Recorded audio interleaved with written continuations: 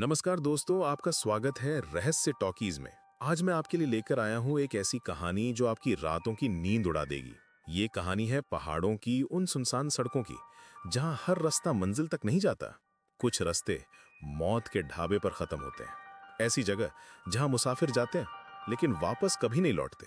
पिछले साल की बात है, आर्यन और उसका दोस्त शिमला से वापस लौट रहे थे। रात के 2 बजे थे और पहाड़ों की सड़कें बिल्कुल सुनसान थी। ठंडी हवा चल रही थी और धुंध इतनी घनी थी कि 10 फीट आगे कुछ दिखाई नहीं दे रहा था। उनकी गाड़ी की हेडलाइट भी धुंध में खो जा रही थी। दोनों दोस्तों को भूख लग रही थी और पेट में दर्द भी हो रहा था, लेकिन इस वीरान रास्ते पर कोई दुकान या ढाबा नजर नहीं आ रहा था। आर्यन का दोस्त बार बार कह रहा था, यार कहीं रुकते हैं, भूख से मरे जा रहे हैं। लेकिन इतनी रात में, इतनी ठंड में कौन सा ढाबा खुला होगा? वे दोनों परेशान थे। गाड़ी का पेट्रोल भी कम हो रहा था। अचानक धुंध के बीच से एक पीली रोशनी दिखाई दी। जैसे जैसे वे पास आए, उन्होंने देखा कि ये एक पुराना ढाबा था। बोर्ड पर मोटे अक्षरों में लिखा था, मुसाफिर ढाबा। ढाबा बहुत पुराना लग रहा था। दीवारों पर सीलन के निशान थे और छत से पानी टपक रहा था। लेकिन भूख के मारे उन्होंने रुकने का फैसला किया। आखिर कोई तो जगह मिली थी। अंदर जाकर उन्होंने देखा कि एक बूढ़ा आदमी बैठा था। वो बिल्कुल चुप था और उसकी आंखें अजीब तरह से खाली लग रही थीं, जैसे कि उसमें जान ही ना हो। उसके बाल सफेद थे और चेहरा बिल्कुल सूखा हुआ था। आर्यन ने हिम्मत करके पूछा, काका कुछ खाने को मिलेगा? बूढ़े आदमी ने सिर्फ सिर हिलाया और अंदर चला गया। कोई आवाज नहीं, कोई बात नहीं। ढाबे के अंदर का माहौल बहुत अजीब था। सिर्फ एक पुराना रेडियो बज रहा था, जिससे अजीब सी आवाजें आ रही थी।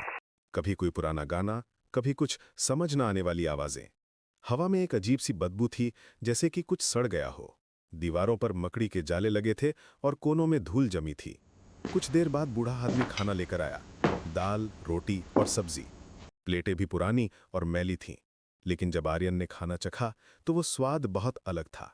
कुछ अजीब सा, जैसे कि खाना बहुत पुराना हो। दाल में कोई नमक नहीं था और सब्जी का स्वाद बिल्कुल फीका था। लेकिन भूख इतनी तेज थी कि वो खाते रहे। तभी आर्यन के दोस्त की नजर दीवार पर लगी तस्वीरों पर पड़ी।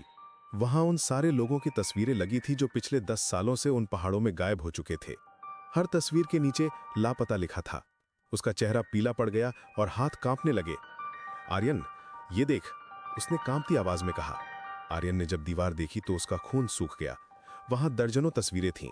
मर्द, औरत, बच्चे, सभी अलग अलग उम्र के, अलग अलग शहरों से। कुछ तस्वीरें बहुत पुरानी थी, कुछ हाल की।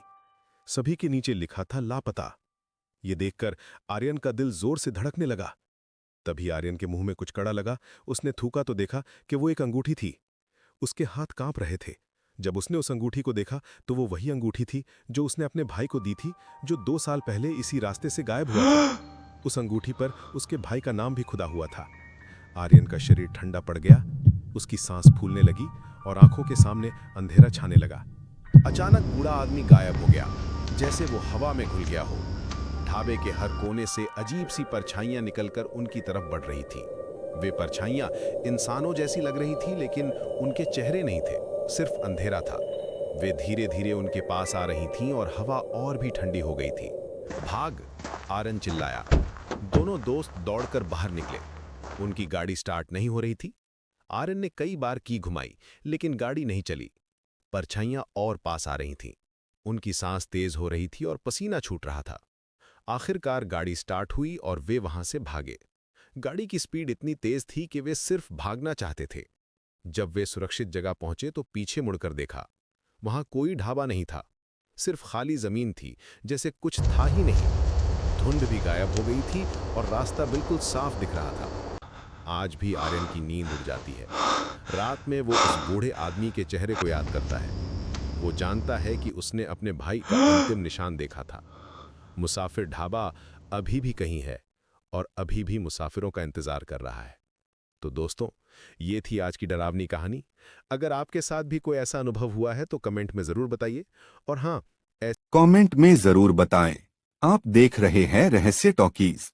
अगली कहानी और भी खौफनाक होगी। सब्सक्राइब करना ना भूले।